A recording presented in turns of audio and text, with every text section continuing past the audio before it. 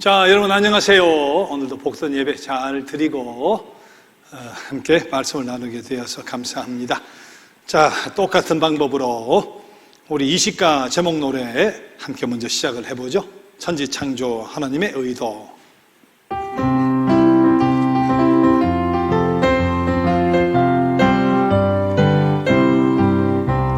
천지창조 하나님의 의도, 구조와 축복에서는 약속된 축복에 대한 간절한 꿈, 축복을 위한 통일, 돌아가는 민족 축복에 대한 보증, 감당할 힘 가나안 정복, 위협에 대처하는 사사들, 블레셋의 위협, 통일 왕국, 축복에 대한 회상 붕괴되는 남북 왕국 앞을 바라보며 포로 생활 하나님의 심판 역사, 이식과는 회복.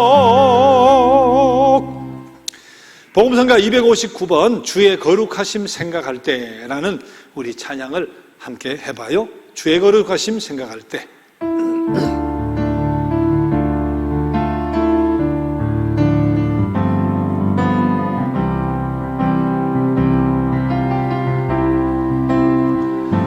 주의 거룩하심 생각할 때, 주의 크신 사랑 느낄 때, 주의 영광의 빛 나의 생활 비춰주실 때,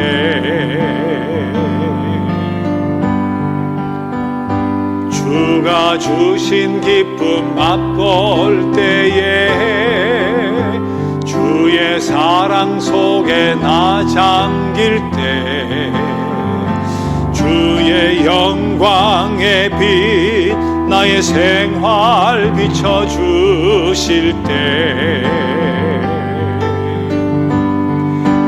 경배하리, 경배하리.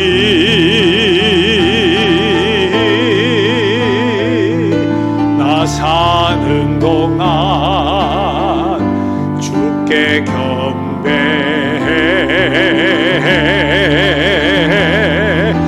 경배하리.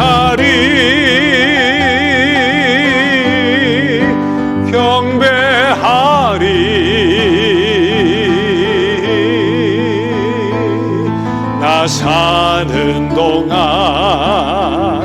주께 경배해. 다시 한번 해볼까요? 주의 거룩하심 생각할 때, 주의 거룩하심 생각할 때, 주의 크신 사랑 느낄 때, 주의 영광의 빛 나의 생활 비춰주실 때,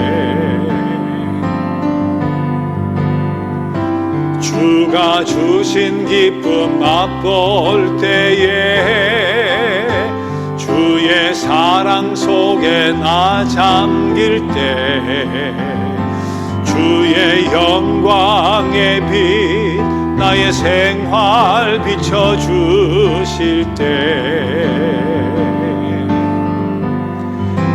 경배하리, 경배하리.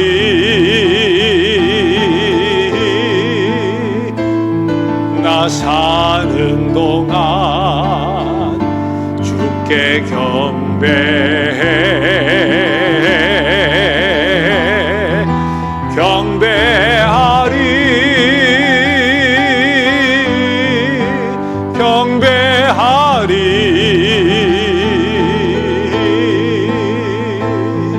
나 사는 동안 주께 경배해.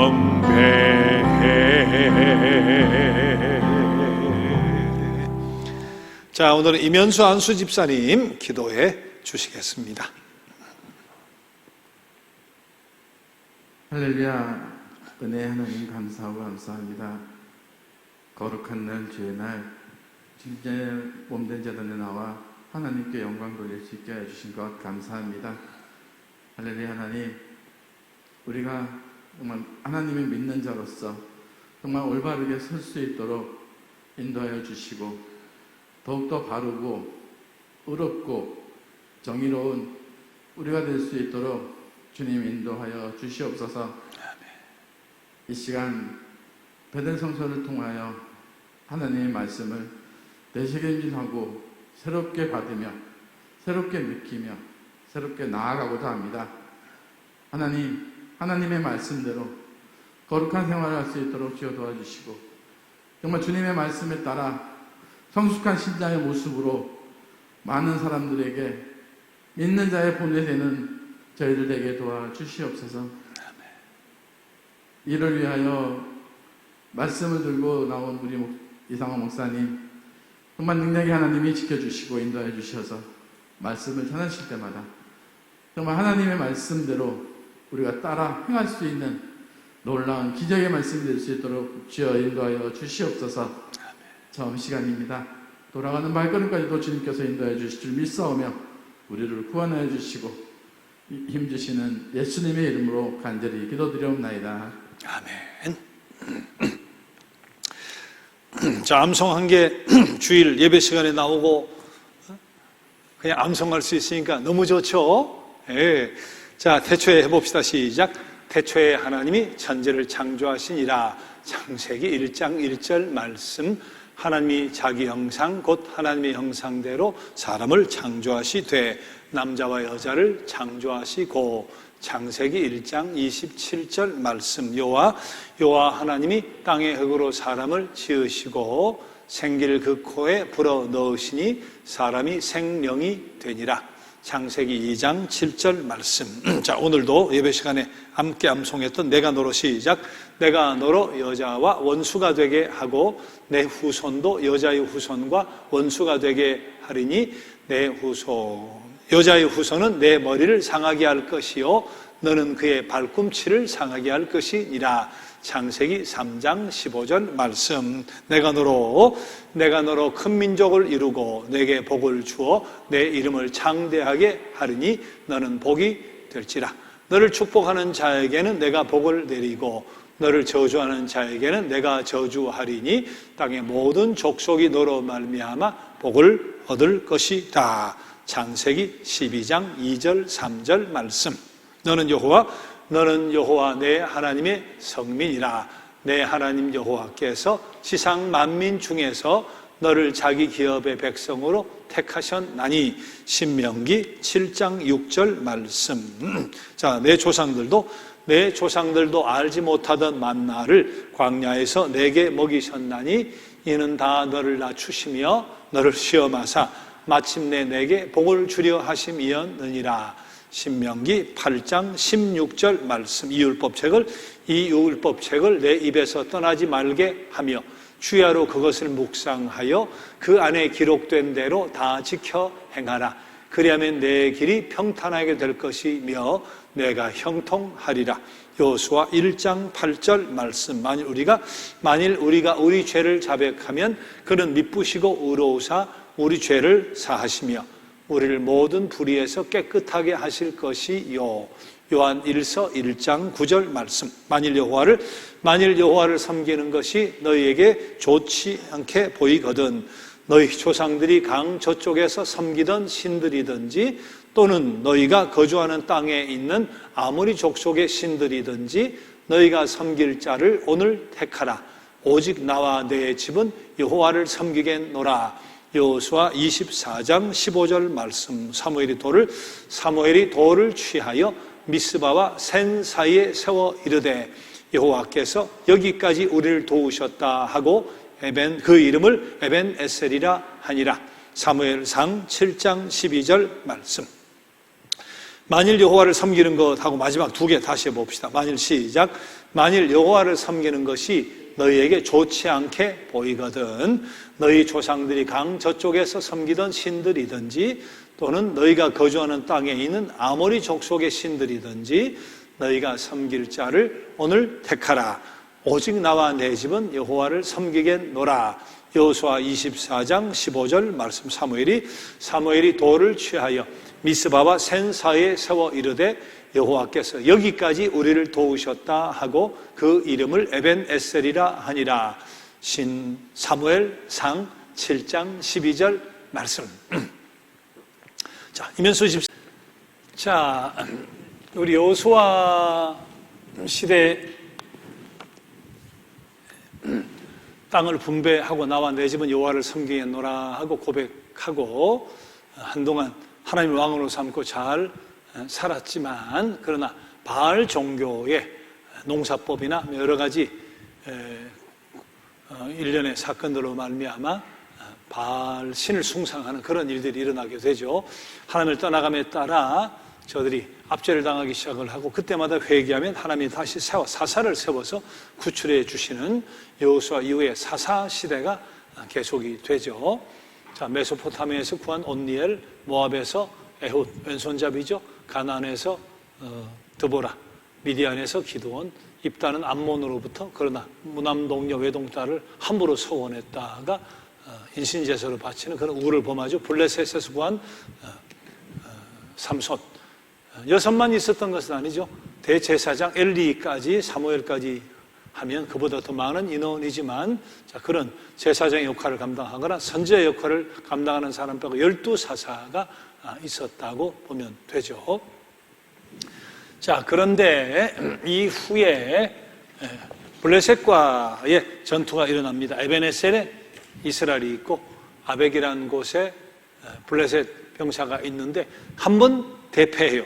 그 다음 두 번째는 여호와를 법궤를 모셔오지만 법궤마저 빼앗기는 사건이 일어나게 되죠. 자, 일련의 과정을 통해 독종이나 또 때로는 그 여러 가지 우환들이 생겨나니까 감당을 하지 못하고 돌려보내게 됩니다. 그때 법궤가 돌아오는데 이들이 철저히 회개하죠.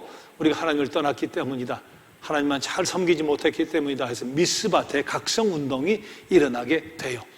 자, 법궤가 돌아온 뒤에 하나님의 현상은 철저히 회개하는 미스바 대각성 운동, 회개 운동으로 말미암아 하나님 우레를 발휘해 가지고 블레셋을 물리치게 도와주시는데, 법궤 사건으로 말미암아 미스바 대각성 운동이 일어난과 더불어서 하나는 우리도 왕이 있으면 좋겠다, 체계적으로 왕정 시대에 왕을 모시면 좋겠다, 왕이 통치하면 좋겠다는 생각을 갖게 되죠. 사무엘은 세금도 내야 되고 자식들 군대도 보내야 되고 여러 가지 힘든 일이 많다고 사실은 반대하는 입장이지만, 하나님은 엄히 경계하죠. 세상의 왕만 섬기다가 하나님이란 진실된 왕을 섬기지 못할까 봐 여러 가지를 사무엘을 통해 경계하고 왕의 시대를 허락을 해주게 됩니다. 자, 오늘은 왕정시대로 가서 사울, 다윗, 솔로몬, 통일 왕국은 셋밖에 없었죠. 솔로몬 이후에 남북왕국이 갈라져 버리니까 오늘은 자, 사사시대를 거쳐서 법궤 사건으로 거쳐서 왕이 허락되고 왕정시대, 새 왕의 시대에 대해서 우리가 함께 생각을 해보려고 해요. 자, 오늘 시작하기 전에 시험 5번 먼저 우리 풀어보고 시작을 합시다. 자, 시험 5번. 10과 가나안 정복. 잘못된 것은, 자, 시온과 바산 왕 대항했고, 두 번째 여리고 싸움 하기 전에 할례 받았죠. 세 번째 나와 내 집은 여호와를 섬기노라 여호수아가 말을 남긴 건 맞죠. 자, 네 번째가 잘못됐죠. 여리고 점령은 이스라엘 민족의 전투력이 유감없이 발휘된 전투였다. 이스라엘 전투가 전투한 게 전투력이 발휘될 게 있어요. 돌다가 함성 질렀는데, 이거는 여리고 점령은 말씀의 순종함의 위력이 유감없이 발휘됐다, 그런 말은 되겠죠. 여리고 전투는 말씀의 순종의 위력이잖아요. 말씀의 순종의 위력. 자, 그런 의미에서 4번이 잘못됐겠습니다. 위협에 대처하는 사사들, 이스라엘의 정적이 하나님의 심판의 도구가 되죠. 바알 숭배하고 하면 이스라엘 정적 원수들이 하나님의 심판의 도구가 되어 점령하고 압제하는 일이 생겨나죠. 자, 1번이 맞죠.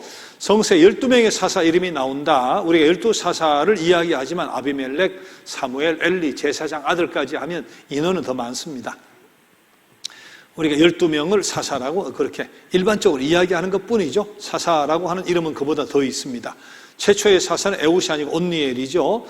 기드온은 암몬이 아니고 미디안족을 진압하는 거니까. 자, 답은 1번. 블레셋의 위협에 와서 잘 조직된 집단 맞아요. 철기 문명도 가졌어요. 자, 그러나 2번, 법궤는 하나님께서 지켜주셨으므로 전투에서 진 적은 있어도 법궤를 빼앗긴 적은 없다. 답이 2번이 되죠. 법궤를 빼앗긴 적이 있으니까 답은 2번이겠습니다. 자, 3번, 그 일로 군주국가 수립을 요청하게 되었다. 맞죠? 법궤가 오니까 블레셋 사람이 크게 두려워는 했죠. 결국 싸움에서 이스라엘 백성이 지긴 했지만 처음에는 두려워한 것은 사실이니까 2번. 자, 10과 가나안 정복에서 요단강 서편에 두 검이 있는 것은 서편은 왼쪽이에요. 동편은 오른쪽이니까 서편은 그러니까 여리고와 아이성이 되는 거죠. 요단강 서편의 두 검은 여리고와 아이성의 정복이다. 그렇게 보면 되죠. 검이 2개가 있고 밑에 6개가 있고 위에 1개가 꽂혀 있잖아요. 밑에 6개는 남북연합체, 위에 꽂혀 있는 것은 북부연합체, 2개가 꽂혀 있는 것은 여리고와 아이성. 자, 여리고와 아이성의 정복이다. 11가 4번을 들고 있는 사사시대 4번을 들고 있는 사사는 누구예요? 예? 입다죠. 입다가 저 암몬 족속에 우리를 구해만 주시면 내가 제일 먼저 문 앞에 나오는 사람을 하나님 앞에 바치겠나이다. 섣불리 성급하게 서역했던 입다를 이야기하는, 입다의 서원을 이야기하는 거죠. 4번은. 자, 그 사사는 암몬족 물리쳤던 성급했던 입다다. 그렇게 생각하면 되죠. 자, 12가 왕이 앉아 있는 왕자에 대한 환상. 저 그림이잖아요. 저 위에 블레셋의 위협에서 왕이 앉아 있는 환상을 그립니다. 그건 뭔가? 블레셋에서 굴복하고 법궤를 빼앗기고 다시 되찾은 뒤에 하나는 미스바 대각성운동 회개와 더불어 또한 왕에 대한 꿈을 꾸는 거죠. 우리도 왕이 있었으면, 왕이 다스리는 그런 중앙정부가 있었으면, 자, 그것을 이야기하는 거죠. 자, 법궤를 빼앗긴 이스라엘이 결국 중앙정부 수립을 원하게 되는, 구상하게 되는 환상입니다. 여리고 함락은 여호수아 6장, 너희가 섬길 자를 오늘 택하라는 여호수아 24장 15절 우리가 외우는 거잖아요. 24장. 초기 왕에 대해서 반대는 사무엘이 하죠. 사사기 9장. 다윗이 거룩한 떡을 먹다 사무엘상 21장. 초기 왕에 대한 반대는 사무엘이 아닐 테고 사울을 세우니까 사울에 대해서 시기하거나 그자가 어떻게 우리 왕이 될 수 있나 하는 반대를 이야기하는 사사기 9장. 이스라엘 초기 역사에 있어서 왕에 대한 반대. 어쨌든 사사기 9장입니다. 잘 찾아보시고. 다윗이 거룩한 떡을 먹는 것은 21장이죠. 도망가다가. 자, 통일왕국 같이 봅시다. 자, 오늘은 사사시대가 끝나고 법궤를 빼앗겼다가 돌려받은 이스라엘 백성이 원하는 대로 하나님 왕을 세워주시는데, 자, 제일 먼저 사울의 통치를 봐요. 91페이지 보면 다윗의 통치하고 이름이 있고, 그 다음 페이지로 넘어가면 또 솔로몬의 통치하고 마지막 페이지에 있잖아요. 근데 사울의 통치란 말이 없어요. 그래서 하나 써놓으면 좋겠어요. 세 번째 단락. 지난과에서 말한 대로 하는데 밑에 다윗의 통치같이 사울의 통치 그렇게 써요. 그렇게 써야 이게 밸런스가 맞잖아요. 자, 사울의 통치. 자, 세 번째 단락 봅시다. 지난과에서 말한 대로 블레셋의 위협. 블레셋의 위협은 뭡니까? 패배당하고 법궤 상실한 거죠. 자, 그리고 정치, 종교 요인이라고 그랬어요. 정치적 요인은 뭡니까? 지도자가 없는 거예요. 종교적 요인은 뭡니까? 사무엘이 늙었는데 두 아들이 뇌물을 받고 판결을 굳게 하는 거예요. 자, 세 가지가 합해져서 왕이 필요해요 하게 된 세 가지 배경이 뭐냐? 블레셋의 패배하고 법궤를 빼앗겼던 사건. 정치적으로 지도자가 없는 거. 종교적으로는 사무엘은 늙고 두 아들이 뇌물을 받고 판결을 굳게 하고 어느 하나 의지할 데가 없어요. 자, 이런 상황으로 말미암아 자, 이제 왕이란 제도가 생겨나게 되는 거죠. 자, 그 다음 단락 한번 읽어봐요. 따라서 하는데 시작. 따라서 이스라엘의 최초의 주권자가 심한 반대를 받은 것은 놀라운 일이 아니다. 그렇죠. 뭐든지 체제가 변하면 다 어렵습니다. 예, 있던 게 익숙하기 때문에 변화는 다 싫어해요. 변화는 싫어하죠.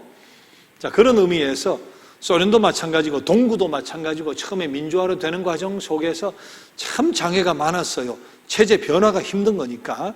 근데 갑자기 왕정시대로 변하려고 하니까 여러 가지 반대가 생깁니다. 자, 근데 그 반대를 잠잠하게 하는 것은 사울이 적을 물리치고 승리를 거두어요. 길르앗 야베스가 암몬에게 정복당했을 때 암몬을 쳐들어가 가지고 길르앗 야베스 땅을 찾아와요.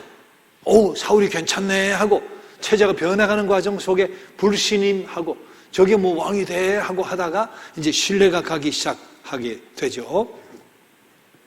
자, 왕위에 오른 뒤에도 여러 번 그런 전쟁에서 승리하는 그런 일들을 통해서 이제 사울이 초대 왕으로 인정을 받습니다. 자, 그런데 그게 하루아침에 다 무너져요. 사울에 대한 신뢰가 다 무너집니다. 백성들로부터도 무너지지만 하나님께로부터 무너져요. 사울을 왕 삼은 것은 하나님이잖아요. 사무엘을 보내어가지고 기름 부은 것은 하나님이잖아요. 그런데 하나님에게서 기대가 무너져요. 백성에게서 기대가 무너져요. 그 네 가지 사건으로 말미암아 그렇습니다. 그래서 저 그림을 보면 사울의 왕관은 새까매요. 다윗이나 솔로몬은 노랑이 있잖아요. 금관의 모습이 있는데 사울은 금색이 하나도 없어요. 왕관 끝에 보면 이렇게 네 귀퉁이가 있잖아요. 요거는 그냥 시커먼 철인데 하나, 둘, 셋, 넷, 네 개가 있다. 여기도 하나, 둘, 보석이 네 개가 받치는데 요 네 개를 가지고 사울이 네 가지 결정적인 잘못을 저지릅니다. 그래서 사울은 절대로 인정받지 못하고 존경받지도 못하고 높임받지 못한 채 초대 왕으로서 끝이 나죠. 사실 죽음으로 끝이 나는데요. 그 네 가지가 뭔가 한번 생각해 봅시다. 네 번째 단락 방금 거기 저 끝에서 세 번째 줄 중간쯤 보면 이스라엘의 새 왕이 자기 직권에 속하지도 않은 제사장의 임무를 수행하자 하는 것. 사무엘상 13장의 이야기 여러분 기억나시죠? 블레셋과의 전투를 앞두고 사무엘이고 제사장이 와가지고 예배를 드려줘야 되는데 축복 기도를 해줘야 되는데 그때는 그게 제사죠. 제사. 제물을 바치는 제사인데 자기 시간 계산대로 잘 안 오니까 어떻게 해요? 자기가 제사장이 되어가지고 제사를 지내버리는 거예요. 자, 왕이면 왕권을 가지고 왕으로서 살면 되는데 제사장 노릇까지 자기가 하는 거예요. 월권이에요, 월권. 월권 때문에 생겨난 일들이 많죠. 태초에 우리 아담 하와가 동산에 쫓겨난 것도 월권이에요, 월권. 그냥 그 안에서 마음대로 살면 돼. 한 가지 빼고 다 하면 돼요. 근데 그 한 가지 선악과라는 제한된 범위를 넘어서는 월권. 그로 말미암아 낙원 상실이잖아요. 바벨탑도 마찬가지지. 노아 홍수 뒤에 잘 살게 됐으면 잘 살면 되는데 월권이 하나님처럼 돼보겠다고 쌓아 올라가다가 결국 무너지고 흩어지잖아요. 월권이에요, 월권. 사울이 결정적인 잘못이 월권이에요. 왕권만 가지고 있으면 되는데 제사장 노릇까지 하게 되죠. 자, 그래서 사울이 눈밖에 벗어나는 첫 번째 사건이 바로 그 사건이에요. 자, 두 번째는 사무엘상 15장 거기는 없습니다. 써보세요. 제사장의 임무를 수행하자 하는 것이 1번, 그 밑에 빛나는 2번 사무엘상 15장 아말렉과의 전쟁이 일어났을 때 사무엘을 통해 하나님이 미리 지시한 것이 있습니다. 양과 소고 짐승의 간에 다 그것은 도륙을 하라, 진멸하라 이렇게 돼요. 근데 승리했다는 소식을 듣고 이제 사무엘이 축하로 이렇게 가는데 보니까 뭐 짐승의 소리가 막 나는 거예요. 알고 보니까 아까워가지고 아말렉과의 전투에 잡은 이 노획품이 이 짐승들이 아까워가지고 갖다 놓은 거죠. 이게 어찌된 일입니까? 하나님이 분명히 명령하셨는데 이게 어찌된 일입니까? 하니까 처음에는 아이고 나는 뭐 그럴 생각 없었는데 백성들이 그랬어요 하다가 그 다음은 또 뭐라 그럽니까? 아이 그 중에 토실토실한 것만 남겼는데 하나님 앞에 제사 드리려고 그랬어요. 자, 결정적으로 이제 이게 사실은 다윗의 범죄와 사울의 범죄 후에 처신의 결정적인 대조가 되는 이야기죠. 사무엘이 이게 어찌미뇨 하고 이렇게 이야기하고 했으면 아이고 내가 여호와께 범죄하였나이다 하면 상황이 달라질 수 있었을 거예요. 나단이 바세바 사건을 가지고 비유를 가지고 이야기를 하잖아요. 그때 다윗이 그 즉시 내가 범죄하였나이다 이렇게 되잖아요. 나단 너 입만 뻗거다면 너 죽여버려 한다든지 그 장에서 목을 쳐버리든지 위협을 가하든지 입 밖에 내면 안 돼가 아니고 그 순간 내가 범죄하였나이다. 이게 이제 결정적으로 사울과 다윗을 갈라놓는 것이 되는데, 자, 결국은 토실토실한 거 남기고 백성에게 책임을 전가하고 그렇게 되는 과정, 이것이 눈밖에 벗어난 두 번째 사건이죠. 그 다음 사무엘상 같은 15장 12절에 보면 아말렉과의 전투에서 이긴 뒤에 뭘 하느냐? 기념비를 세워요. 근데 출애굽 2세대들이 요단강을 건넌 뒤에 기념비를 세우는데 이게 질적으로 다릅니다. 요단강 건넌 뒤에 출애굽 2세대가 세운 기념비는 하나님을 향한 감사의 기념비예요. 하나님을 높이는 기념비예요. 그런데 아말렉 전투에서 이긴 뒤에 갈멜에 자기를 기리기 위해서 사무엘이 기념비를 세워요. 사무엘상 15장 12절이에요. 전투에서 이기게 해줬으면 꼭 비를 세우려면 하나님 앞에 영광 돌려드리는 높이는 기념비를 세워야지 내가 했네 하고 갈멜산에다가 자기를 기리는 기념비를 세워요. 이게 세 번째 눈밖에 난 사건이죠. 네 번째는 뭐겠어요? 다윗을 핍박한 거. 다윗이 뭐 잘못한 게 뭐 있어요? 결국 풍전등화의 위기 속에서 목숨을 걸고 나라를 구해줬는데 끊임없이 다윗을 살해하려고 하잖아요. 자, 어느 정도까지 다윗을 핍박했는지 그 밑에 단락을 보세요. 그 밑에 단락, 왕권을 잃는다는 생각은 사울에게 달가운 것이 아니었다. 다윗은 왕권을 차지하고 싶은 생각도 없었고 소년이라 그런 생각을 할 수도 없었는데 사울은 천천, 다윗은 만만하니까 시기심에서 자, 그래서 어떤 일이 생깁니까? 네 번째 줄, 다윗이 왕위를 노리는 정치적인 경쟁자라 보고 사무엘상 18장을 보면 내가 맞다를 주겠다. 메랍이란 맞다를 주겠다. 블레셋에 전투에 보내어 가지고 죽이려고 메랍을 주겠다고 블레셋 전투에 보내는데 전투에서 이겨가지고 오는 거예요. 그럼 메랍이란 맞다를 주어서 약속을 지켜야 되는데 메랍을 다른 사람에게 줘버려요. 그리고서 수금타라고 하고는 뭐 창을 던지고 단창을 던지고 그런 과정을 거친 뒤에 이번에는 미갈을 주겠다고 하죠. 첫째 메랍은 다윗이 블레셋과의 전투에 이겨가지고 왔는데도 약속을 안 지키고 이제는 그 밑에 미갈을 주겠다 하고는 블레셋에 들어가가지고 그 양피를 할례 같은 이제 그런 식이겠죠. 뭐 양피를 100개를 가져오면 내가 미갈과 결혼시켜주겠다. 100개가 아니라 양피를 200개를 배워와요. 근데 이번에는 미갈과 결혼을 시켜 사위를 삼아요. 사위를 삼아놓고 그 다음 어떤 일이 일어납니까? 자객을 보내잖아요.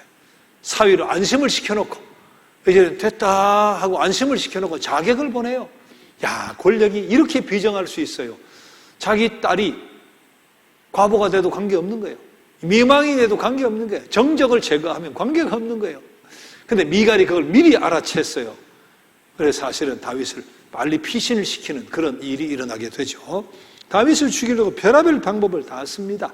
그러나 사실은 결정적으로는 다윗이 결정적으로 죽일 수 있는 두 번의 기회를 갖잖아요. 한 동굴에서 아마 이제 용변을 보러 간 거라고 보는데 동굴에 들어왔을 때 그때 다윗이 그 동굴에 숨어 있었는데 죽일 수 있는데 옷자락끝만 살짝 잘라가지고 내가 당신을 죽일 수 있었지만 기름 부음 받은 종이니까 내가 이랬나이다 하고 그때 사울이 회개하듯이 미안하다 하고 지나가잖아요. 자, 그러다 사울을 쫓는 일을 그만두질 않잖아요. 한 번은 또 하길라 산에 그 텐트에까지 들어가가지고 물병하고 또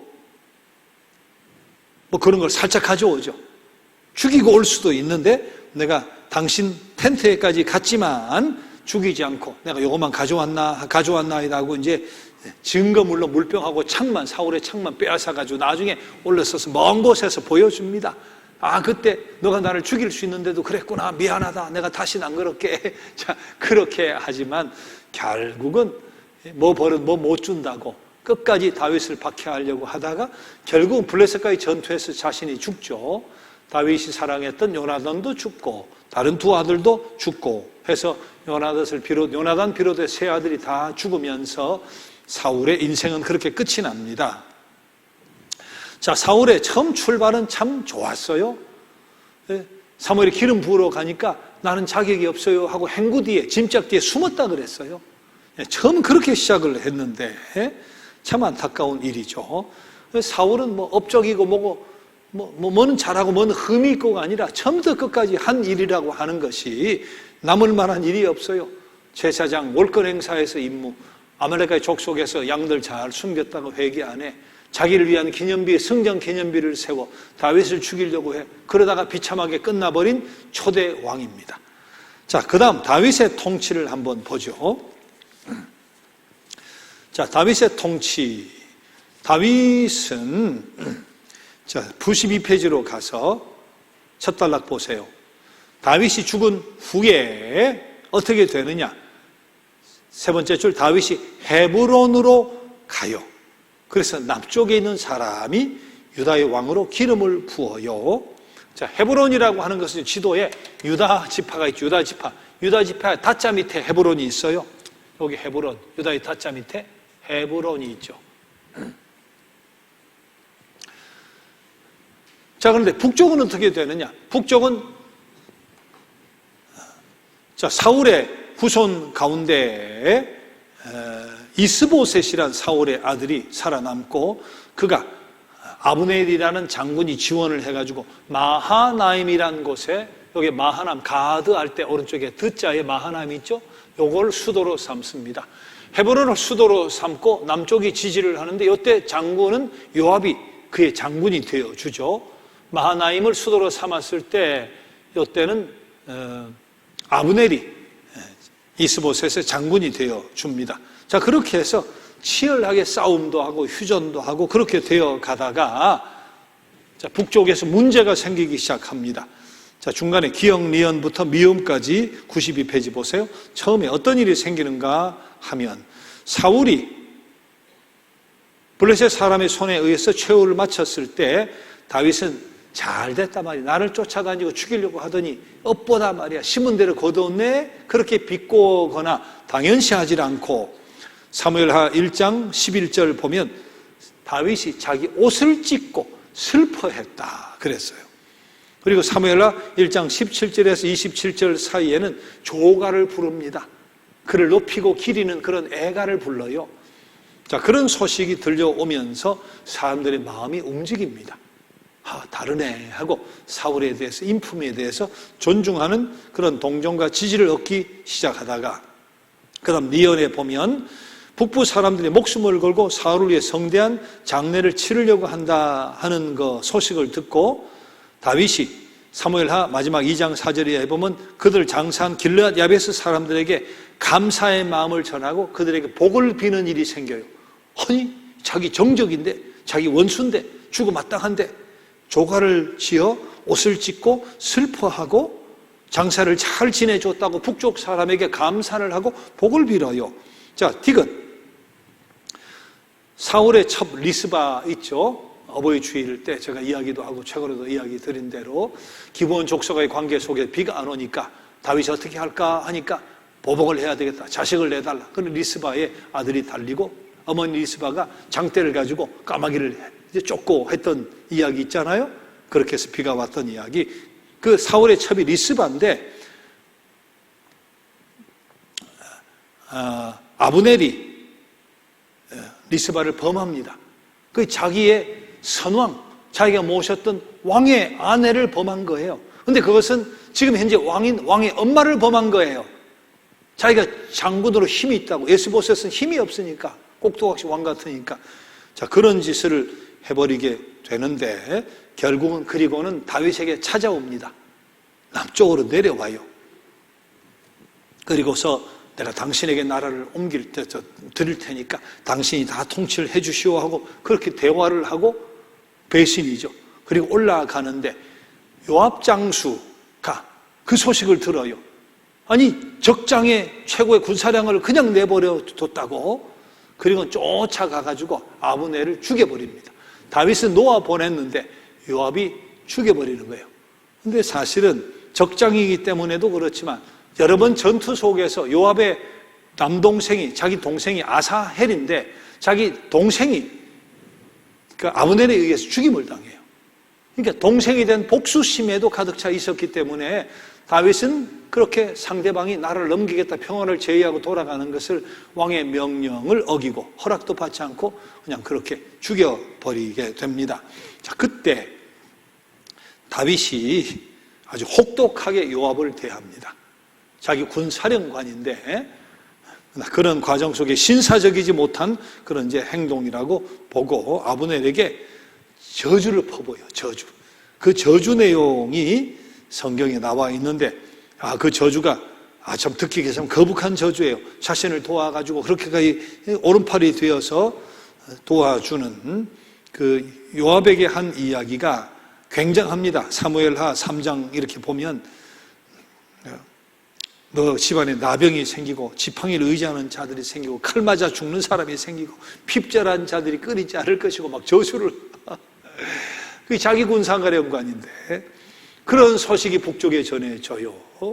북쪽의 장수를 죽이면 눈 감아 줄 수도 있는 건데 동생의 복수이기도 하니까 자 그럼에도 불구하고 북부 사령관 그렇게 죽임을 당한 아브넬을 애가를 지어 또한 그 노래를 해주고 자기 요압 장수는 저주까지 할 정도로 그런 책망을 하니까 북쪽 사람들이 이제 막 요동을 합니다. 결정적인 것은 미엄의 반역자가 이젠 뭐 아브넬도 없고 장수도 없고 뭐 그러니까 힘도 없으니까 실질적으로 지금 왕은 왕인데 이스보셋의 머리를 베버려요. 북쪽의 두 사람이 장수죠. 두 장수가 자기 왕의 머리를 베어가지고 다윗에게 가져옵니다. 그럼 뭐 큰 상을 받고 나라를 갖다 바친 거니까 큰 상을 받을 줄 알고 가져가는데 다윗이 자기가 섬기는 왕의 머리를 베어가지고 왔다고 두 장수에게 상이 아니라 두 장수의 머리를 베어버립니다. 자, 이런 일련의 사건 속에서 북쪽의 사람들이 왕은 잃어버리고 다윗의 인격이나 모든 것에 탐복을 하고 그래서 우리도 다스려 주세요 하고 결국은 통일왕국이 다시 되는 거예요. 이렇게 나눠져 살고 싸우고 한 것이 7년 6개월이에요. 다윗이 헤브론에서 이스보셋은 마하나임에서 7년 반 사울 왕국이 무너진 뒤에 7년 반 동안은 사실은 둘로 쪼개져 있었던 셈이죠. 7년 반 뒤에 그런 일련의 과정 속에서 결국은 하나로 합하게 되는데 합해진 뒤에 다윗은 33년 동안 왕이 됩니다. 그러니까 남쪽에서 7년 반 합해서 통일왕국에서 33년 40년 6개월을 이제 왕 노릇을 하게 되는 거죠. 다윗이 왕이 된 나이가 30살이에요. 그러니까 22세 6개월부터 7년 6개월 동안 남쪽의 왕이 된 셈이고 30세부터 33년 63세까지 왕으로서 통치를 하는 것이 되죠. 자, 93페이지로 가서 다윗이 왕이 된 뒤에 했던 많은 업적들이 있고 통치를 잘 하고 땅도 굉장히 넓혔기 때문에 지금도 이스라엘 사람들은 다윗 같은 왕이 오기를, 메시아는 다윗 같은 메시아가 오기를 기대하는 정치를 잘 했는데 다윗이 남긴 업적 중에 3가지 특별한 업적이 있다면 그림에도 나오는 보석색 다이아몬드 3개가 그림에 붙어 있죠. 교재에. 3가지가 무엇인가? 첫째, 예루살렘을 정치 중심지가 되게 했다 하는 겁니다. 이게 왜 정치 중심지가 되게 했을까요? 여러분 보세요. 12지파가 밑에서 위에까지 나눠져 있잖아요. 그런데 원래 남쪽 사람은 여기가 수도였잖아요. 그럼 여기가 수도가 되면 편하죠. 원래 수도였으니까. 근데 북쪽을 생각해야 되잖아요. 북쪽 사람이 수도까지 올라오면 여러 가지 일이 힘들잖아요. 북쪽은 여기 위에 있었으니까. 그래서 나름대로 중간 지점을 찾는다고 하는 것이 예루살렘이 됩니다. 그래서 통일왕국에서는 여기 여부수족이 점령하고 있던 예루살렘을 정복을 해가지고 예루살렘이 중간 지점이기도 하고 예루살렘이 자연적으로 요새인 셈이래요. 예루살렘 지형 자체가. 그래서 예루살렘으로 이제 옮기면서 예루살렘이 정치 중심지가 되어서 그때로부터 지금까지 사실은 정치 중심지가 돼 있죠. 지금도 예루살렘이 이스라엘 수도는 아니잖아요. 수도는 텔아비브 아니에요. 그러나 텔아비브 누가 뭐 잘 압니까? 뭐 가보기나 합니까? 예루살렘이 지금도 사실은 정치 중심지가 되어 있는 셈인데요. 자, 또 하나는 예루살렘을 종교 중심지로 삼습니다. 종교 중심지로 삼는 결정적인 방법이 뭐예요? 법궤를 모시고 오는 거죠. 성전은 피가 많이 묻었다 해서 못 세우게 하는데 일단 장막에 잘 모시긴 했겠지만 법궤를 모시고 왔기 때문에 예루살렘이 종교 중심지가 되는데, 지금까지도 정치는 중심지라고 하기는 그렇죠. 이스라엘에서는 중심지일 것이고 세계적으로는 뭐 뉴욕, 워싱턴 이런 곳이 될 텐데, 종교 중심지 하면 예루살렘, 지금도 그것이 가능한 이야기가 되다시피 했는데요. 그것이 바로 법궤를 모시고 오면서 예루살렘은 종교 중심지로 삼는 거죠. 기럇 여아림에 있던 법궤가 거기 있다는 것을 알고 이제 통일왕국이 되고 모셔오는 일련의 과정에서 우사가 손을 대고 죽고 이런 과정들이 일어나잖아요. 자, 그 이유는 뭐였어요? 이거는 이방신을 모셔오는 방식대로 모신 거예요.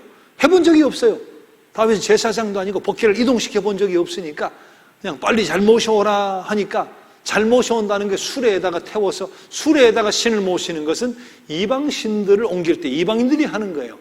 율법에는 어떻게 돼 있어요? 법궤는 고리가 있습니다. 금고리가 있어서 거기다가 채를 깨가지고 레위 지파의 자손이 메고 어깨에 메고 옮기는 거예요. 자, 그런 일련의 과정 속에서 법궤를 옮기는 과정 속에 상처를 크게 받아버리게 되는데, 자, 그러나 그로부터 석 달 뒤 깨달았어요. 그동안 몰라서 그랬던 것이고, 석 달 뒤, 법궤를 옮기는 방식은 그런 방식이 아니구나.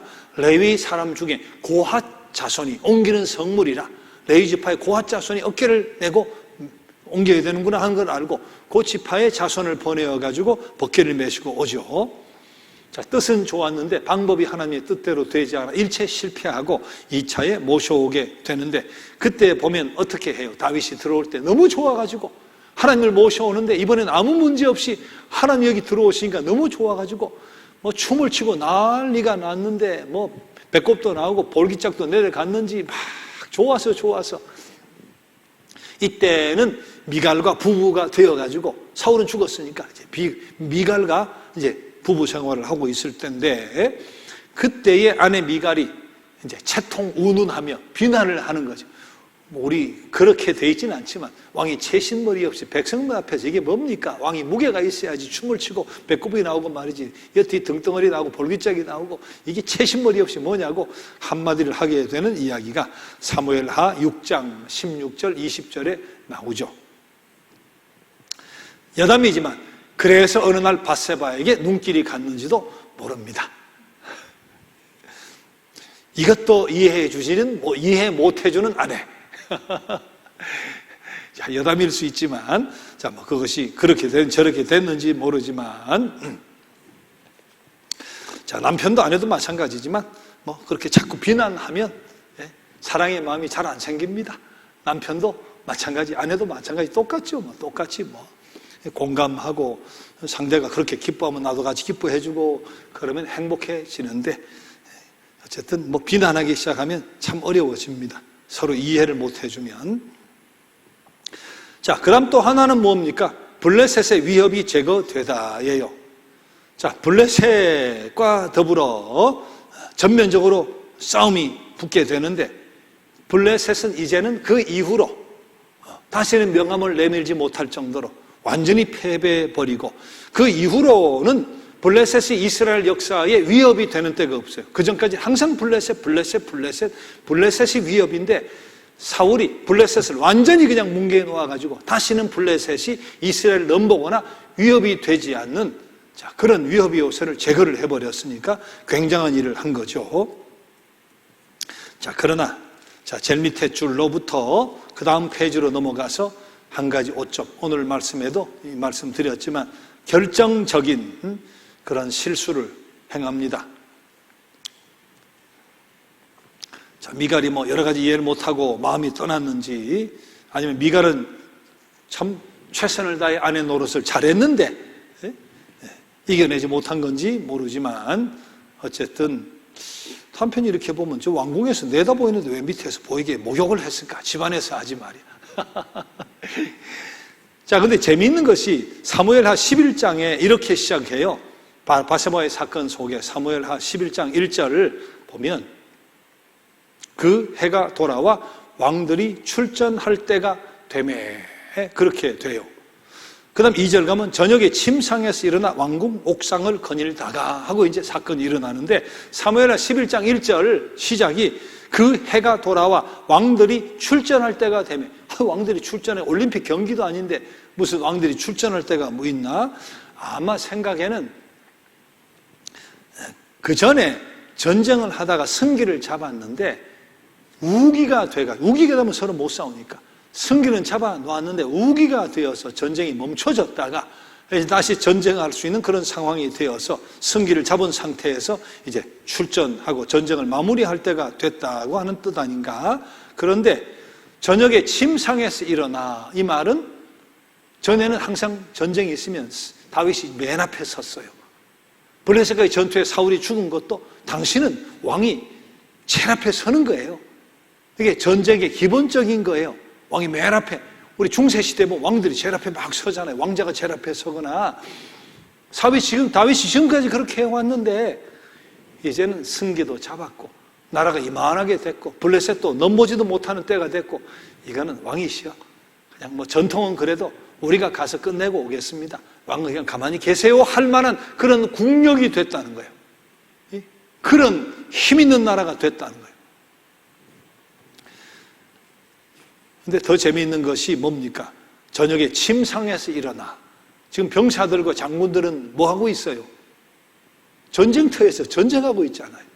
근데 다윗은 얼마나 마음이 편했는지, 믿음이 가고 마음이 편했는지, 저녁에 침상에서 일어났다면 뭐 했다는 거예요? 낮에는 낮잠 잤다는 거 아니에요. 자, 그럴 정도로 나라가 부강해졌어요. 자기는 안 나가도 되고, 병사를 보내놓고 전투가 있는데 나는 발 뻗고 잠을 자도 될 정도로 그렇게 편안해졌어요. 해이해졌다고 할 수도 있고, 그럴 정도로 국력이 있고 왕권이 섰다는 건데요. 그리고 저녁에 일어나서, 요새 텔레비 있었으면 텔레비전에 봤을 텐데 TV도 없으니까 말똥말똥 눈이 말똥말똥 잠이 안 오니까 왕궁 옥상에서 거닐다가 어떻게 목욕하고 있는 바세바를 보고 데려오라 해서 이제 그런 일이 일어나는 거 아니에요. 한 번이 아니라 뭐 여러 번 거듭이 됐는지 나중에 뭐 임신한 걸 알게 된 거예요. 큰일 났단 말이에요. 임신을 해버렸으니까.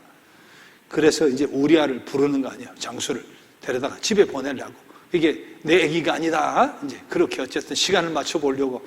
근데 우리아가 아무리 해도 안 갑니다. 왕이 뭐 술을 주고 뭐 대접하고 잘 위로하고 훌륭한 장수다 하고 집에 가서 잘 쉬었다가 휴가 보내고 가라 하고 이제 집에 갔다 왔겠지 보니까 집에 안 갔다는 거 아니에요.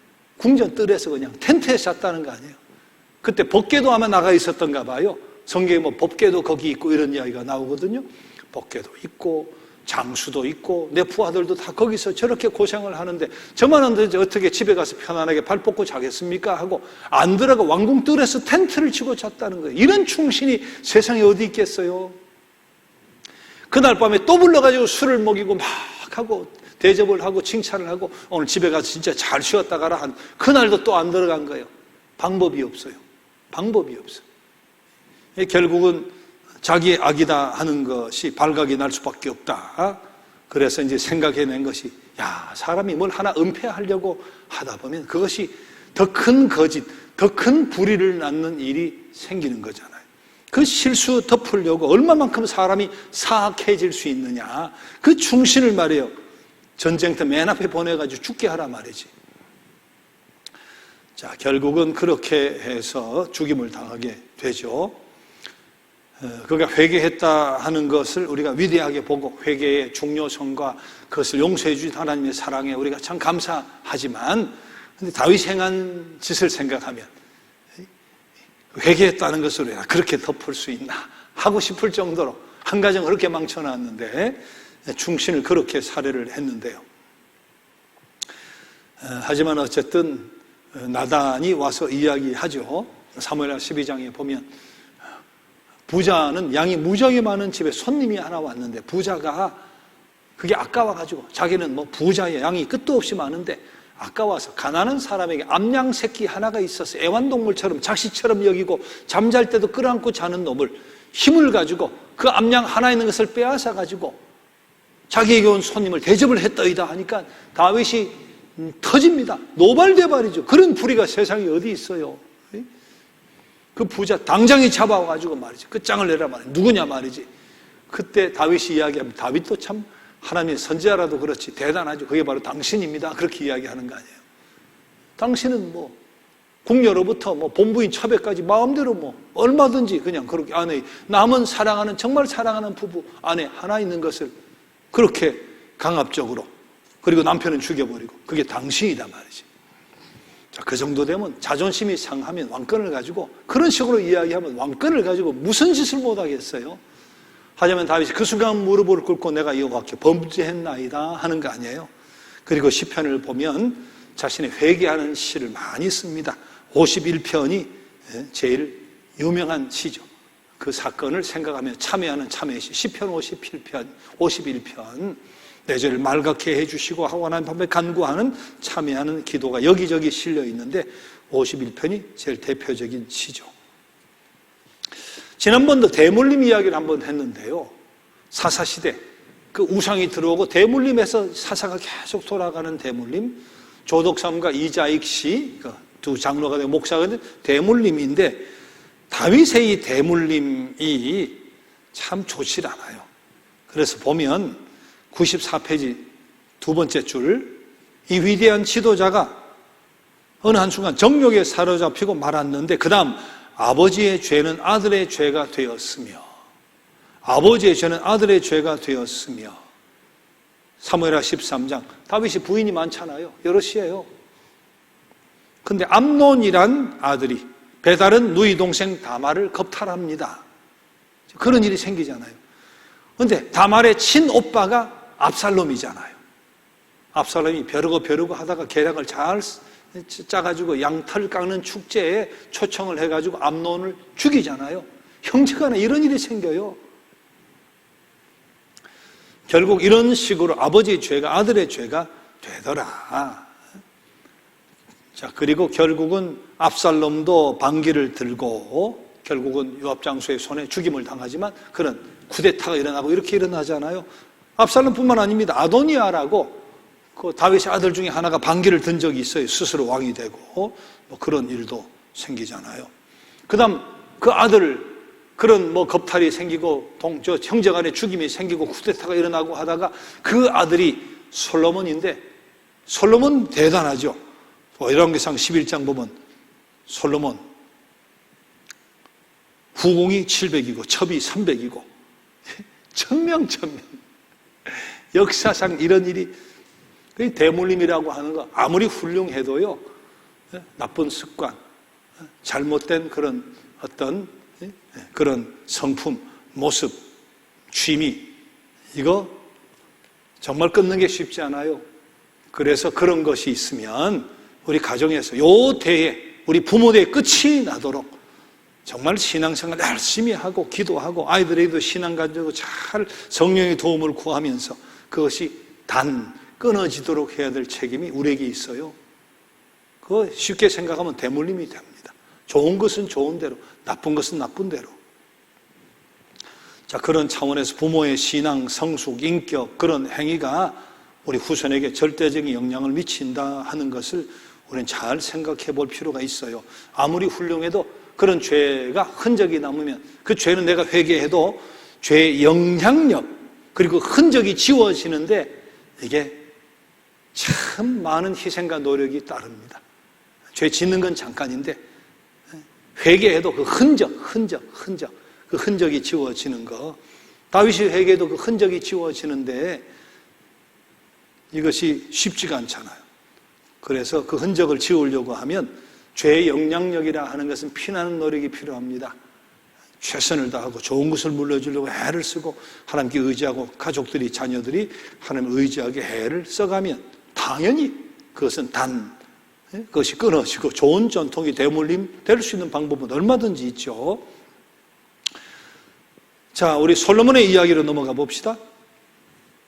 솔로몬도 시작은 좋죠. 솔로몬의 시작, 창기들끼리 애기 하나 낳아서 내 거다 네 거다 할 때 반만 잘라라 하니까 진짜 엄마는 안 됩니다 해서 솔로몬의 지혜라고, 요새 뭐 재판장들이 특히 신앙과 관계없이도 솔로몬의 지혜를 많이 생각을 하잖아요. 재판하는 사람뿐만 아니라 우리도 기도할 때 우리 자녀가 솔로몬 같은 지혜를 갖게 해주시고 그 자체는 정말 복에 정말 큰 선물이에요. 솔로몬이 그런 지혜를 갖게 되는 것이 첫 출발이 좋았잖아요. 첫 출발 시작할 때 일천번제를 하죠. 일천번제. 왕이 되어가지고 아이고 아버지 다윗 같은 왕 내가 어떻게 감당하냐 말이지. 자, 그러다가 일천번제를 합니다. 일천번제를 1000일 동안 한 거 아니에요. 그걸 잘 알아야 돼요. 그래서 어떤 때는 1000번제 해가지고 1000번 헌금하고 1000일 동안 기도하고 이런 운동하는 교회 내지는 그런 생각 갖거나 가르치는 분도 있던데, 성경은 그렇지는 않습니다. 영어 원문을 보든지 또 성경 원문을 보든지 1000번제는 한꺼번에 1000마리를 바친 거예요. 하루에 한 마리씩 1000날 동안 한 거 아니고, 1000날 동안 내가 새벽 기도하고 1000날 동안 헌금 바치면 하나님 큰 영광 받으시겠죠. 그러나 그걸 솔로몬의 1000번제를 가져오면 안 돼요. 솔로몬은 그렇게 한 거 아니에요. 하루에 한 마리 잡아 1000일 동안 한 거 아니에요. 거기에서 따오는 것은 잘못이다 하는 이야기를 하고 싶은 거고요. 자, 그런 모습을 본 다음에 하나님이 감동이 되어서 내가 뭘 줄까 하니까 저는 부귀도 필요 없고 영화도 필요 없고 뭐도 필요 없고 하나님 백성을 잘 다스릴 지혜 주옵소서. 하나님이 감동을 받고 굉장한 지혜를 주시는데, 그것이 정말 그 재판 속에 나타나는 그런 걸로부터 그 지혜가 얼마나 위대한 지혜인가 하는 것을 그 당시 수많은 왕들이 여왕에 이르기까지 동서남북에 찾아와서 재물을 들고 찾아오고 바치면서 그 지혜를 얻어보고 지혜에 대해서 대화를 해보려고, 자, 그럴 정도로 참 높아지는데, 문제는 아버지보다 더 떠가지고 궁녀 왕비를 1000명을 삼습니다. 1000명도 자기 동족 안에서 성별도 아니고 이방에 원하면 다 이방에서 다 와요. 대화로 온 사람이 왕궁에서 오든지 어디서 오든지. 그래서 결국은 저들이 오면서 자연스럽게 뭐가 들어오는 거예요? 우상이 들어오잖아요. 우상이 들어온 것을 그냥 용납을 하잖아요.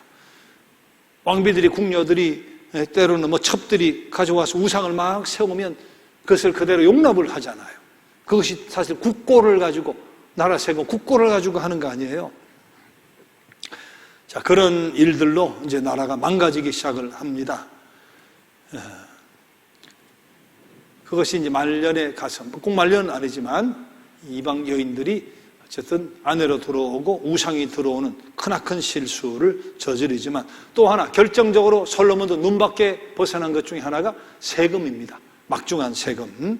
두 번째 단락 중간에 이 계획은 결국 국민에게 무거운 세금을 지우는 결과를 가져왔다. 솔로몬이 성전을 지어야 되겠다. 성전을 지어야 되겠죠. 다윗이 다 준비해놨으니까 많이. 하나님을 제대로 잘 모셔야 되겠죠. 성전을 짓는데 몇 년이 걸리느냐 하면 7년 걸립니다. 7년. 성전을 누가 짓습니까? 백성들이 짓는 거예요. 그 7년을 노동력을 성전 짓는 데 빼앗겼기 때문에 집안 일이고 농사고 뭐고 엉망이에요, 엉망. 예루살렘 시민을 비롯한 국민들이 그 노역을 해서 지은 거니까. 그러나 그때는 참았습니다. 왜? 이스라엘 백성이 하나님을 가장 사랑하고 높이고 존중하고 하나님의 집이 당연히 계셔야지 정성을 다 쏟았기 때문에 7년간 무거운 세금에다가 노동력이 착취당하는 선까지 가도 저들은 그래도 기쁨으로, 감사함으로 또 책임감을 가지고 했죠. 하늘아버지 집이니까 7년을 잘 지었는데, 성전을 짓고 나니까 솔로몬이 이제 내 왕궁을 짓자 하는 거예요. 왕이니까 왕궁이 있긴 있어야 되겠죠. 사울이나 다윗은 왕인데 왕궁이 없었겠어요. 근데 솔로몬이 왕궁을 짓는데 성전 7년 때문에 모든 것이 망가지다시피 했는데 자기 왕궁을 13년 동안 짓습니다. 성전보다 2배 걸리는 거예요. 13년. 7년, 13년, 20년 동안 백성들이 세금에 허덕이고 착취당하는 선까지 갔으니까 이 불평이 하늘을 찌를 수밖에 없는 거잖아요. 자, 그러나 솔로몬이 죽을 때까지는 참았어요. 존경은 못 받았겠죠. 그래서 생긴 게 뭡니까? 그 사후에 생긴 일이, 솔로몬 때문에 생긴 일이 결국 남북으로 분리되는 거예요. 솔로몬의 아들이 르호보암이잖아요. 르호보암이 왕이 되니까 제일 먼저 백성들의 이제 공사나 이것을 감독하던 감독관이었던 여로보암이 사람들에게 등 떠밀려가지고 이제 왕을 아련하러 가는 거죠. 백성들의 중지를 모아서 왕이시여, 우리가 7년간 성전 잘 짓고 13년 왕을, 아버지 선왕을 위해서, 후대 왕을 위해서 우리가 고생해서 이렇게 잘 지었습니다. 자, 그러니까 이제는 좀 세금도 감해 주시고 우리 좀 자유롭게 해주세요 하고 부탁을 하러 갔는데, 결국 이제 다음 시간에 그 이야기가 되겠지만, 르호보암이 그런 청을 들어주라는 늙은 신하들의 말은 물리치고 젊은 신하들이 벌써부터 호락호락하게 보이면 안 됩니다. 젊은 왕이 그렇게 호락호락하게 넘어가면 어떻게 통치를 하겠습니까 하는 말에 그냥, 내 아버지는 뭐 가족으로 다스렸지만 나는 뭐 쇠채찍으로 다스리겠다, 뭐 전갈로 다스리겠다, 그렇게 나와버리니까 실망해서 12지파 중에 10지파가 여로보암을 데리고 북으로 도망을 가버린 거예요. 그래서 남쪽은 2지파만 달랑 남죠. 유다와 베냐민. 북쪽에 10지파가 올라가잖아요. 그래서 균형이 깨지면서 남북 왕국이 분리가 돼버리는 것이 결국은 무엇인가? 성전 건축과 왕궁 건축 20년의 무거운 세금과 노동력 착취, 그 결과였던 거죠.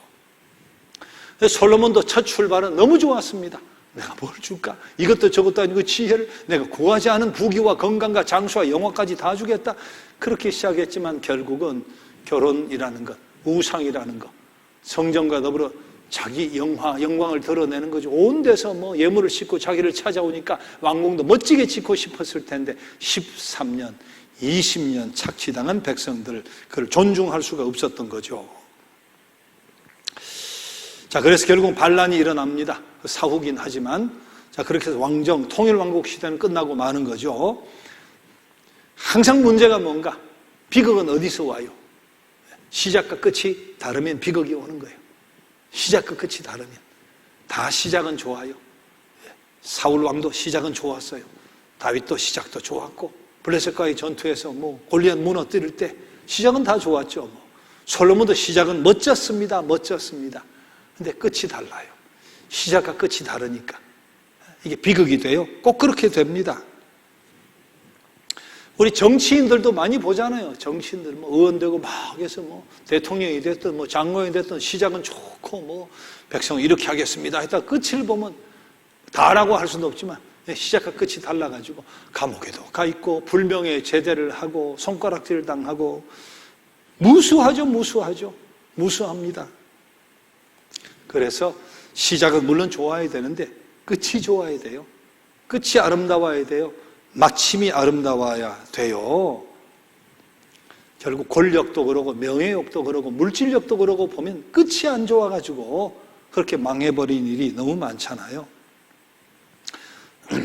저도 순간순간 그런 생각 많이 합니다. 내가 끝도 아름답게, 시작과 끝이 똑같게, 끝이 좋아야지. 제가 그 생각 많이 해요. 우리 목사님 중에도 보면 내노라 하는 목사님들 중에도 끝이 안 좋아가지고 그 명예 다 까먹고 그런 분들 꽤 계세요. 뭐 누구나 마찬가지입니다. 끝이 좋아야 돼요. 자, 우리 덕담 한번 해요. 시작과 끝이 동일하시기를. 덕담 한번. 시작과 끝이 동일하시기를. 시작과 끝이 동일하시기 바랍니다. 마침이 더 아름답기를. 그렇게 한번 인사해봐요. 마침이 더 아름답기를. 동일하면 좋지만 마침이 더 아름다우면 야 할렐루야지 할렐루야. 시작과 끝이 동일하기만 해도 성공인데 마침이 더 아름다우면 야 얼마나 성공이겠어요. 시작과 끝이 동일하시길 바랍니다. 그리고 마침이 더 아름다울 수 있는 한 걸음 더 나아갈 수 있으면 좋겠어요. 자, 그림 봅시다. 자, 사사기가 끝나고 법궤를 빼앗긴 일련의 사건으로 일대 회개운동이 일어나지만 왕에 대한 환상이 생기게 되고 하나님이 허락하신 일대 왕이 사울입니다. 그 다음 다윗, 솔로몬인데 두 기둥은 뭘 설명하는가 하면 두 기둥은 이때 왕은 혈통으로 이어지는 것이 아니고 하나님이 세우신다고 저들은 생각했고 실제로 그렇게 했죠. 사울의 아들이 물려받은 게 아니잖아요. 북남으로 갈라졌을 때 이스보셋이 그러긴 했지만 결국 하나님이 세우신 왕은 혈통과 관계없이 다윗이 세워졌으니까 그때 왕은 하나님이 세우신다. 왕은 위로부터 하나님이 세우신다. 그렇게 믿었어요. 자, 통일왕국 시대에 세 왕이 있었습니다. 사울, 처음에는 짐짝 속에 숨고 뭐 겸손하게 그렇게 잘 시작을 했지만 네 가지 결정적인 사건 때문에 하나도 존중받을 그런 왕이 되질 못하고 신뢰를 잃고 불행하게 끝이 났죠. 네 가지 사건이 뭡니까? 블레셋과의 전투에서 제사장 노릇 감당하려고 한 거, 아말렉과의 전투에서 진멸하라고 했는데 토실토실한 거, 무력 때문에 남긴 거, 세 번째는 자기를 위해 성경기념비를 하나님이 아니라 자기 영광 드러낸 거, 마지막에 다윗을 죽이려고 했던 사건, 이 네 가지 사건으로 말미암아 그는 결국 버림받게 되죠. 하나님이 세우신 2대 왕이 다윗입니다. 다윗이 잘한 다야 세계 빛나는 세 가지가 있죠. 예루살렘은 정치 중심지로 마하나임과 또 밑 헤브론 사이에 요 세면서 가운데 지점 정치 중심으로 삼습니다. 그리고 지금도 아주 흥왕한 유명한 도시가 된 그 기반을 마련한 거니까 잘한 일이죠. 자, 또 하나는 종교 중심지로 삼습니다. 법궤를 모시고 와서 지금도 종교의 중심지라고 해도 과언이 아닌 그런 아름다운 전통을 세우죠. 또 하나는 블레셋을 완전히 패퇴시켜서 다시는 넘보지 못할 정도로 블레셋을 제압합니다. 바알 신처럼 바알 종교처럼 이스라엘을 괴롭혔던 것이 블레셋이에요. 출애굽 당시로부터 이때까지 블레셋이 얼마나 괴롭혔는지 모르는데 그 전쟁을 끝을 내버렸으니까 잘한 것 세 가지. 그러나 이것도 뭐 까만 보석도 흑진주 같은 건 비싸긴 하지만 이거 그런 뜻은 아니고 오점. 까만 것은 오점입니다.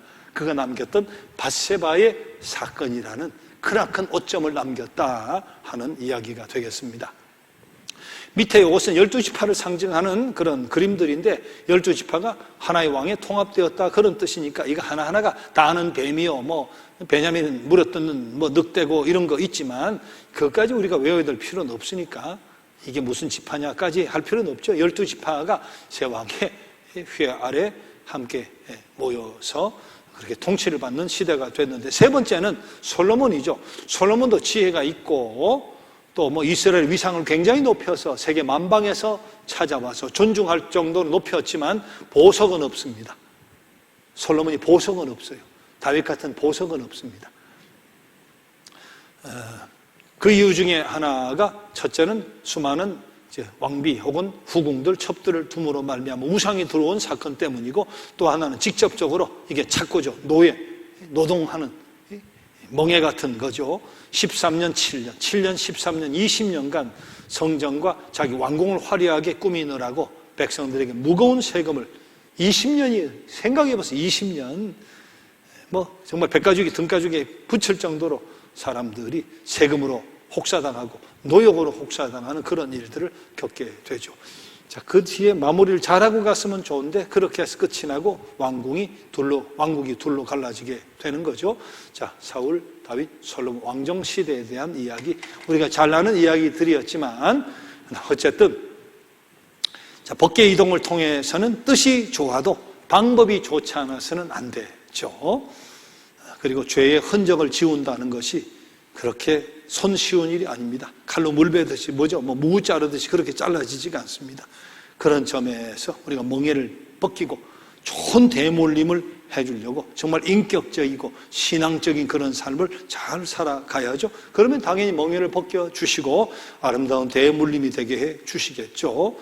자, 사울, 다윗, 솔로몬 정말 끝이 아름답게, 끝이 시작처럼 아름답게, 시작보다 아름답게 그런 삶을 살아갈 수 있으면 좋겠습니다.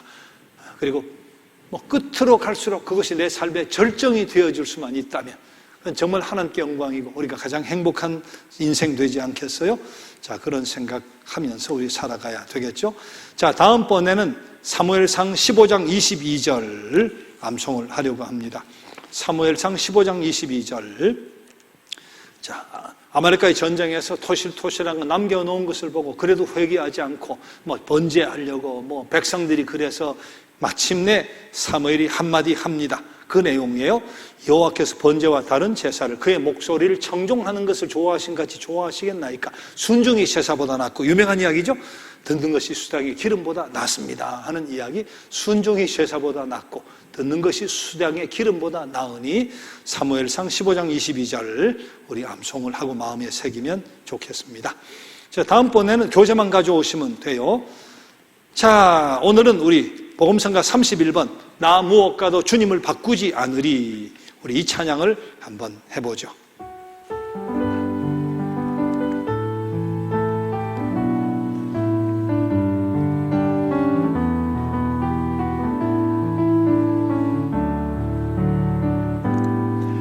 나 무엇과도 주님을 바꾸지 않으리.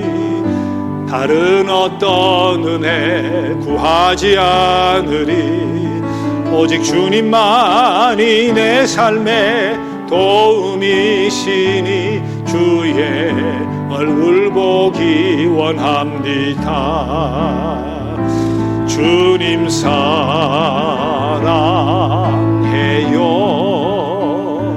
온 맘과 정성 다해 하나님의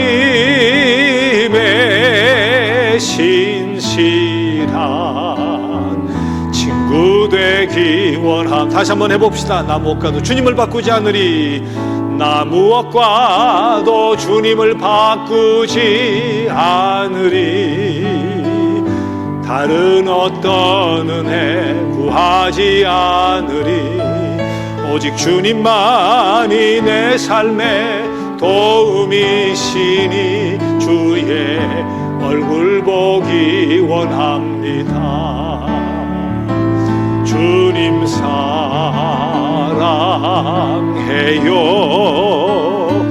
온 맘과 정성 다해 하나님의 신실한 친구 되기 원합니다.